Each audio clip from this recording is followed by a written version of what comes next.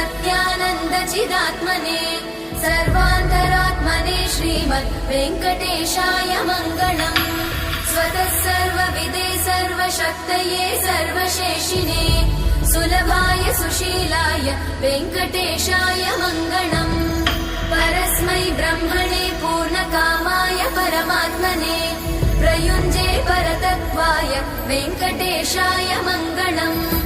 आकालतत्त्वमशान्तमात्मनामनुपश्यताम् अतृप्त्यमृतरूपाय वेङ्कटेशाय मङ्गलम्। प्रायस्वचरणौ पुंसां शरण्यत्वेन पाणिना कृपया दिशते श्रीमद् वेङ्कटेशाय मङ्गलम्। दयामृततरङ्गिण्यास्तरङ्गैरिव शीतलै अपाङ्गैः सिञ्चते विश्वम् वेङ्कटेशाय मङ्गलम्। स्रग्भूषाम्बर